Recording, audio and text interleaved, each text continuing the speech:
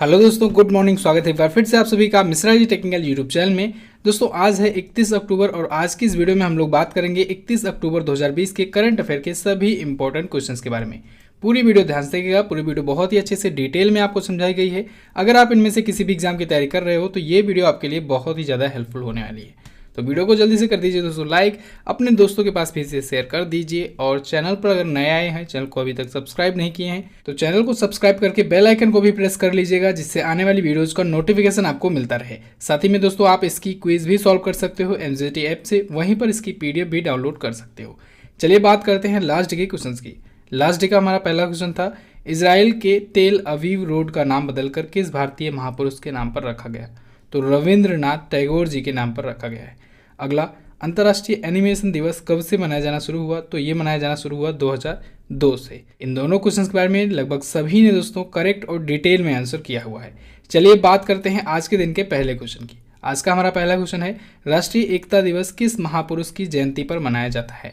तो राष्ट्रीय एकता दिवस दोस्तों प्रत्येक वर्ष 31 अक्टूबर को मनाया जाता है, यानी आज है राष्ट्रीय एकता दिवस और ये मनाया जाता है सरदार वल्लभ भाई पटेल जी की जयंती पर। ठीक है, लौह पुरुष सरदार वल्लभ भाई पटेल जी की जयंती पर 31 अक्टूबर को प्रत्येक वर्ष राष्ट्रीय एकता दिवस मनाया जाता है। आज हम लोग सरदार वल्लभ भाई पटेल जी से रिलेटेड सभी इन्फॉर्मेशन को जानेंगे जो जो आपके एग्जाम के पॉइंट ऑफ व्यू से इम्पोर्टेंट है। तो दोस्तों सरदार वल्लभ भाई पटेल, इनकी 145वीं जयंती है इस बार। कौन सी? 145वीं जयंती है। इन्हें लौह पुरुष के नाम से भी जाना जाता है और ये दोस्तों भारत के पहले गृह मंत्री थे। हमारा भारत जब आज़ाद हुआ तो पहले गृह मंत्री बनाए गए सरदार वल्लभ भाई पटेल। साथ ही में इनको सूचना और रियासत विभाग का भी मंत्रालय सौंपा गया है। अच्छा दोस्तों, बरडोली सत्याग्रह में इन्होंने लीडरशिप की थी बहुत ही अच्छे से और उसके बाद बरडोली सत्याग्रह सफल हुआ था और उसकी सफलता के बाद भी वहाँ की महिलाएं जो थी उन्होंने सरदार की उपाधि इनको दी थी। तो याद रखिएगा, सरदार की उपाधि पूछा जाता है किसने दी थी? तो बरडोली सत्याग्रह में सफलता के बाद वहाँ की महिलाओं के द्वारा इनको दिया गया था। सरदार वल्लभ भाई पटेल जी को दोस्तों भारत का बिस्मार्क भी कहा जाता है। सरदार वल्लभ भाई पटेल जी ने दोस्तों लगभग 567 छोटी बड़ी रियासतों को एक किया था और अखंड भारत की स्थापना की थी। भारत को अखंड बनाने में, छोटी बड़ी रियासतों को एक साथ जोड़ने में इनकी बहुत ही महत्वपूर्ण भूमिका रही थी। इनके सम्मान में इनकी जयंती पर ही 2018 में 31 अक्टूबर को 2018 में स्टैचू ऑफ यूनिटी का उद्घाटन किया प्रधानमंत्री नरेंद्र मोदी जी ने। स्टैचू ऑफ यूनिटी दोस्तों गुजरात में जो कि बनाई गई है नर्मदा नदी के तट पर सरदार सरोवर बांध के पास में। 182 मीटर की इसकी ऊंचाई है, जो कि दुनिया में सबसे ऊंची मूर्ति है। दुनिया की सबसे ऊंची मूर्ति है स्टैचू ऑफ यूनिटी। अच्छा दोस्तों, इन्हीं के सम्मान में 2019 में, 2018 में तो इनकी मूर्ति का उद्घाटन हुआ इनकी जयंती पर। 2019 में क्या हुआ? लद्दाख और जम्मू कश्मीर को ऑफिशियल तरीके से यूनियन टेरिटरी का दर्जा दिया गया, केंद्र शासित प्रदेश का दर्जा दिया गया। तो इतनी जानकारियां आपको याद रखनी है सरदार वल्लभ भाई पटेल जी से, जिनकी जयंती है आज और आज एकता दिवस, राष्ट्रीय एकता दिवस मनाया जा रहा है। इनमें से कोई भी क्वेश्चन किसी भी एग्जाम में कभी भी पूछा जा सकता है। चलिए बात करते हैं अगले क्वेश्चन की। नेक्स्ट है, किस राज्य ने स्नातक चिकित्सा पाठ्यक्रमों में सरकारी स्कूल के छात्रों को 7.5% आरक्षण देने की घोषणा की है?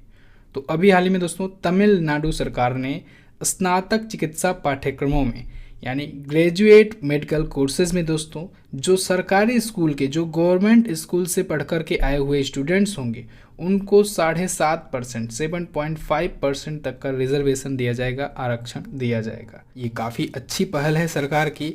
इससे होगा क्या कि लोग अपने बच्चों को जो गवर्नमेंट स्कूल में पढ़ाने से कतराते थे वो थोड़ा सा इनकरेज हो सकेंगे अपने बच्चों को गवर्नमेंट स्कूल में भेजने के लिए। चाहे वो नेता का बेटा हो, चाहे वो बड़े आदमी का बेटा हो, किसी अमीर पर्सन का बेटा हो या फिर किसी गरीब का बेटा हो, सब एक साथ पढ़ेंगे। ठीक है, तो ये बहुत अच्छा कदम है। इसके लिए दोस्तों तमिलनाडु की विधानसभा ने सर्वसम्मत से एक विधेयक पारित किया है अपनी विधानसभा में। हालांकि अभी इस पर मुहर लगना बाकी है राज्यपाल की।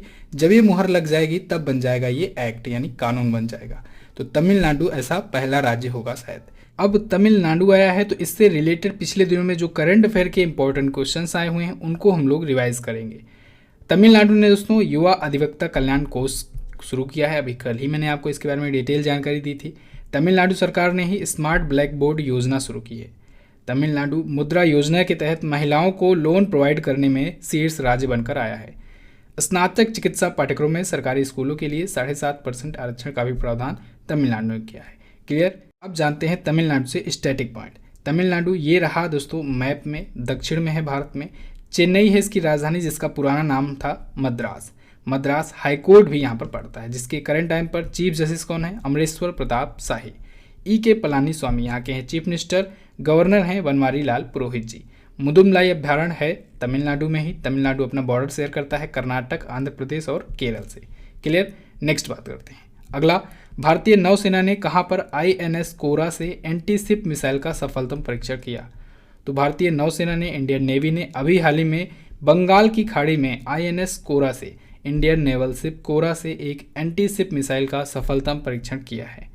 ये दोस्तों मैक्सिमम रेंज पाने के साथ साथ एक शिप को तबाह किया है, बहुत ही सटीक निशाने के साथ। एक वीडियो भी जारी किया इंडियन नेवी ने इस पर। ठीक है, इन दिनों आप लोग देख रहे होंगे कि भारत लगातार मिसाइल की टेस्टिंग कर रहा है, और इस पर मैंने आपको वीडियो भी दी हुई है। इसी वजह से वीडियो दी क्योंकि यहाँ से क्वेश्चंस बनने के चांसेस बहुत ज़्यादा बढ़ जाते हैं। बहुत सारी मिसाइल की टेस्टिंग हुई है, मैक्सिमम मिसाइल की टेस्टिंग DRDO ने किया, तो वो वीडियो DRDO टेस्टिंग के नाम से ही है, तो आप लोग देख सकते हैं। ऊपर यहाँ पर कार्ड बनकर आ रहा होगा, या फिर सर्च कीजिएगा और देख लीजिएगा MZT ऐप में जा करके।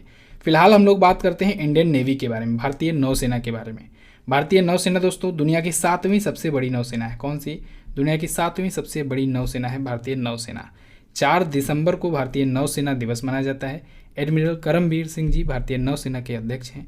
नौसेना का मुख्यालय है नई दिल्ली। अच्छा दोस्तों, तीनों सेनाएं जो होती हैं, अगर आपसे क्वेश्चन में पूछ लिया जाए कि भारत की तीनों सेनाओं का सुप्रीम कमांडर कौन होता है, तो आप बताएंगे भारत का राष्ट्रपति। कौन? भारत के राष्ट्रपति होते हैं तीनों सेनाओं के सुप्रीम कमांडर। नेक्स्ट बात करते हैं। अगला है, हाल ही में किस भारतीय सेना ने SAI नामक स्वदेशी मोबाइल ऐप लॉन्च किया? SAI नाम का एक स्वदेशी मोबाइल ऐप लॉन्च किया है भारतीय थल सेना ने। इंडियन आर्मी ने अभी हाल ही में लॉन्च किया है। SAI का क्या मतलब है? Secure application for internet. क्या? सिक्योर एप्लीकेशन फॉर इंटरनेट नाम से एक मैसेजिंग ऐप लॉन्च किया है इंडियन आर्मी ने। ये मैसेजिंग ऐप बिल्कुल व्हाट्सएप टेलीग्राम जैसा ही होगा, यानी इस ऐप में भी दोस्तों video calling, voice calling, chatting, messaging वगैरह सारे फीचर्स इसमें होंगे, व्हाट्सएप और टेलीग्राम के जैसा ही। ठीक है, अब ये ऐप क्यों लॉन्च किया गया है? अब देखिए दोस्तों, क्योंकि व्हाट्सएप हुआ, फेसबुक हुआ, ये सब थर्ड पार्टी ऐप हैं, ये सब विदेशी कंपनियां हैं, तो विदेशी कंपनियों पर डिपेंडेंसी है अभी।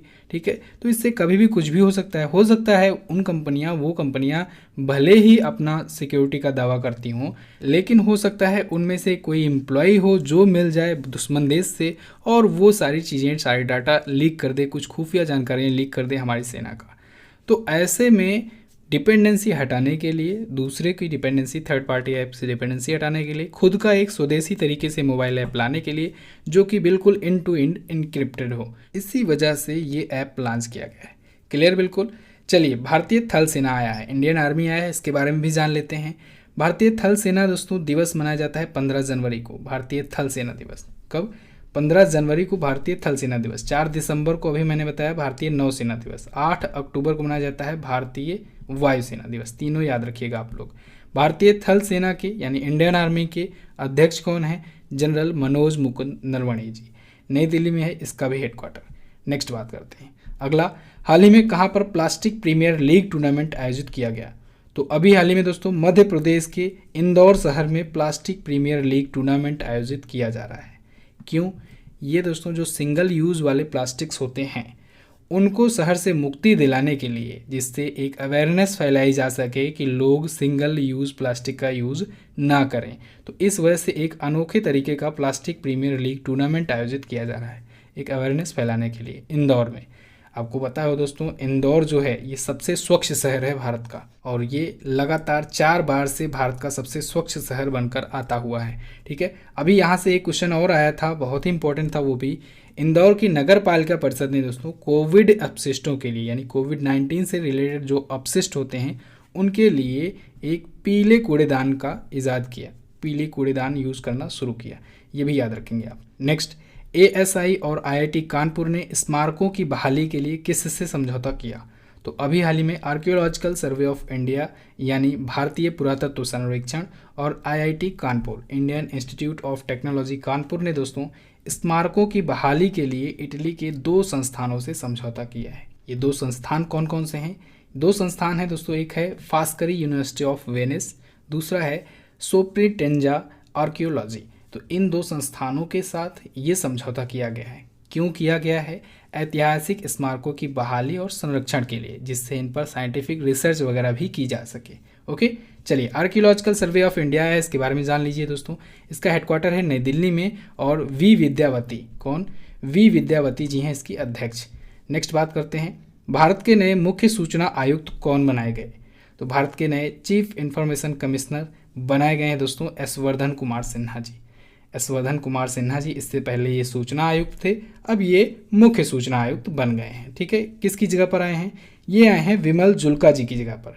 कुछ ही महीनों पहले दोस्तों विमल जुल्का जी रिटायर हुए थे सीआईसी के पद से।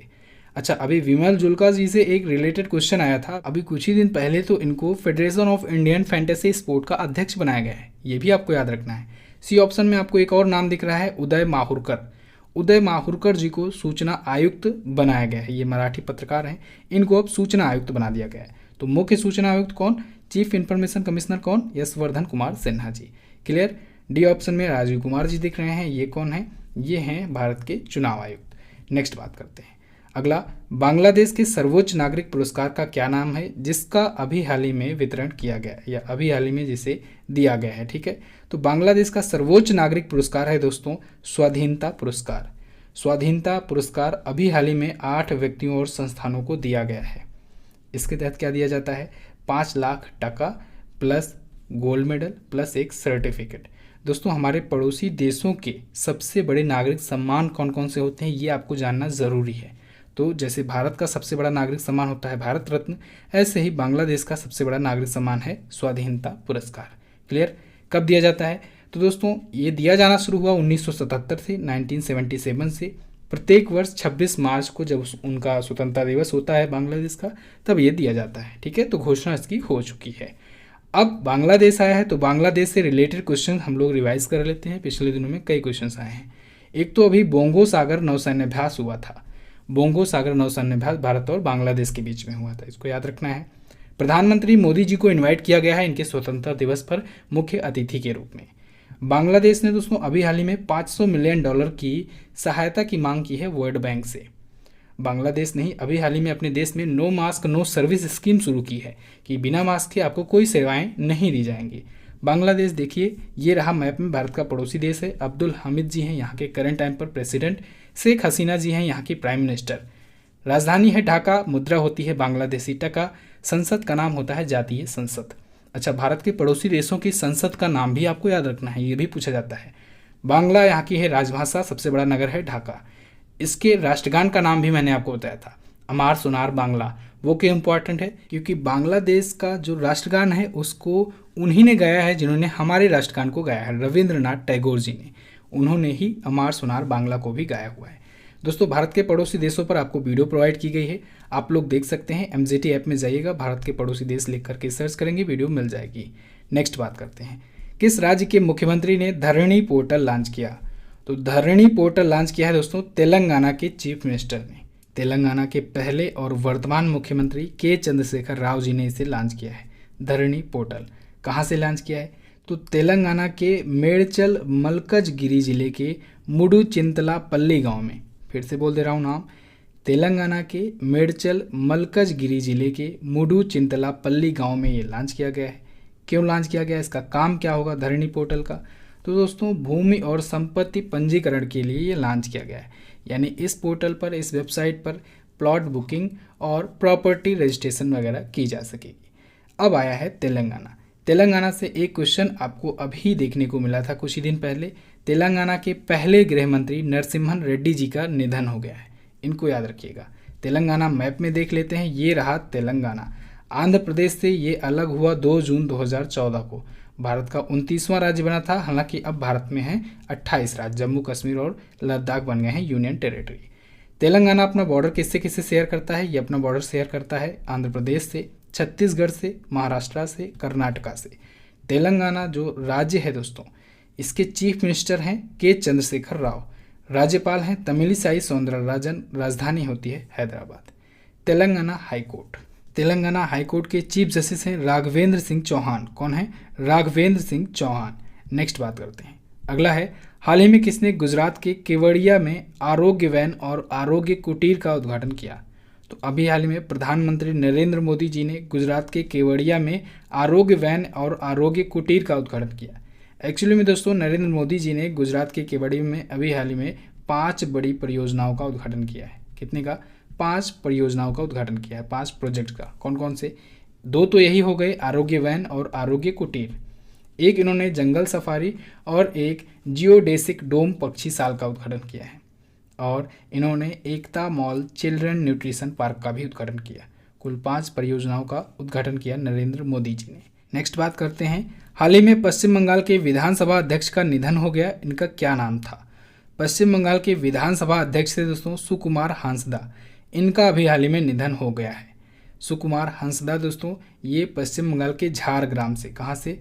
पश्चिम बंगाल के झारग्राम से ये तृणमूल कांग्रेस के विधायक थे और ये साथ ही साथ में पश्चिम बंगाल के विधानसभा के अध्यक्ष भी थे। इनका अभी हाल में निधन हो गया। अच्छा, एक और क्वेश्चन मैं लिंक कर रहा हूँ यहीं से, केशुभाई पटेल, बी ऑप्शन में आपको दिख रहे हैं केशुभाई पटेल जी, इनका भी अभी हाल ही में निधन हुआ है। ये गुजरात के पूर्व मुख्यमंत्री थे। जैसा कि मैंने आपको हर बार बताया है कि ये जो निधन हो गए या फिर इंपॉर्टेंट डेज जो हो गए, इनके लिए अलग अलग क्वेश्चन मैं नहीं बनाता हूँ, इनको मैं एक ही में कोशिश करता हूँ मर्ज कर दूँ। ठीक है, इससे क्या होगा, इससे आपको फालतू के क्वेश्चंस नहीं पढ़ने पड़ेंगे। तो एक मनोवैज्ञानिक दबाव बन जाता है एंड में, मंथ के एंड में, कि 500 क्वेश्चन हो गए, हमको रिवीजन करना है, कैसे 500 क्वेश्चन का रिवीजन करूंगा। ठीक है, ये नहीं रहेगा। क्यों? क्योंकि वो जो छोटे मोटे फालतू के क्वेश्चन होते हैं उनको कंप्रेस कर दिया जाता है, जो कम पूछे जाने के चांसेस होते हैं। इसी वजह से मैं कोशिश करता हूँ निधन हो गया या फिर कई चीज़ों में नियुक्तियाँ हो गई या फिर इंपॉर्टेंट डेज वगैरह हो गए, इनको एक ही क्वेश्चन में 2-3 को कंबाइन कर दूं। ठीक है, ऐसे ही केशुभाई पटेल जी गुजरात के पूर्व मुख्यमंत्री रहे, 2 बार के ये मुख्यमंत्री रहे। इनका भी अभी हाल ही में निधन हो गया 1995 में। 1995 में गुजरात में पहली भाजपा सरकार का नेतृत्व इन्होंने ही किया था। अच्छा, इनके ही उत्तराधिकारी हुए नरेंद्र मोदी जी। नरेंद्र मोदी जी जो कि वर्तमान में प्रधानमंत्री हैं, इनके बाद ही बीजेपी से गुजरात में चीफ मिनिस्टर बने थे। ओके, और 15 वर्षों तक वो गुजरात के चीफ मिनिस्टर रहे। तो केशुभाई पटेल जी का भी निधन हो गया, सुकुमार हांसदा का भी निधन हो गया। तो बस दोस्तों ये तो थे हमारे आज के दिन से सभी इंपॉर्टेंट करंट अफेयर के क्वेश्चंस। आई होप आपको वीडियो पसंद आई होगी, काफ़ी कुछ सीखने को मिला होगा। वीडियो अगर पसंद आई है वीडियो को कर दीजिए दोस्तों लाइक, अपने दोस्तों के पास इसे शेयर जरूर कर दीजिए। सब्सक्राइब कर लीजिए चैनल को, और MZT ऐप पर इसकी क्विज भी जाकर के सॉल्व कर सकते हैं आप। वहीं पर इसकी PDF भी प्रोवाइड की जाएगी। MZT ऐप पर दोस्तों आपको बहुत सारी चीज़ें मिल जाएंगी। तो अगर आप MZT ऐप नहीं यूज़ करते हैं तो MZT ऐप को अभी इंस्टॉल करें। और हाँ, आज आप लोगों के लिए आ रहा है मंथली करंट अफेयर की वीडियो, तो आप लोग मंथली करंट अफेयर की वीडियो देखना मत भूलिएगा। अक्टूबर मंथ की मंथली करंट अफेयर की वीडियो आज दिन भर में आ जाएगी, इस वजह से सब्सक्राइब करके बेल आइकन को प्रेस करके रखिए। अब बात करते हैं क्वेश्चन ऑफ द डे की। आज का पहला क्वेश्चन है आपके लिए, अगले वर्ष G20 शिखर सम्मेलन 2021 की मेज़बानी कौन सा देश करेगा? अगला, भारत में मेट्रो रेलवे सेवा की शुरुआत कब हुई? दोनों ही क्वेश्चन इंपॉर्टेंट है, दोनों के बारे में आप काफ़ी कुछ लिख सकते हो। दोस्तों आप लोग डिटेल में ज़रूर आंसर किया करो, जैसे पहले किया करते थे वैसे अभी डिटेल में ज़रूर आंसर किया करो। देख रहा हूँ मैं कुछ ही लोग डिटेल में आंसर कर रहे हैं। आपको जो भी पता हुआ करे करंट अफेयर के इस दोनों क्वेश्चन के बारे में, आप लोग डिटेल में ज़रूर लिखने का प्रयास किया करो। इससे क्या होता है, इससे आपका रिवीजन बहुत ही अच्छे तरीके से होता है, साथ ही साथ जो लोग आपके कमेंट्स पढ़ते हैं उनका भी फायदा हो जाता है। तो बस दोस्तों फिलहाल आज के दिन के करंट अफेयर के क्वेश्चन से बस इतना ही। इन दोनों प्लेलिस्ट की वीडियोस को भी देख लीजिएगा, चैनल को सब्सक्राइब कर लीजिएगा। मिलते हैं अगली वीडियो में, तब तक के लिए नमस्कार, जय हिंद, वंदे मातरम।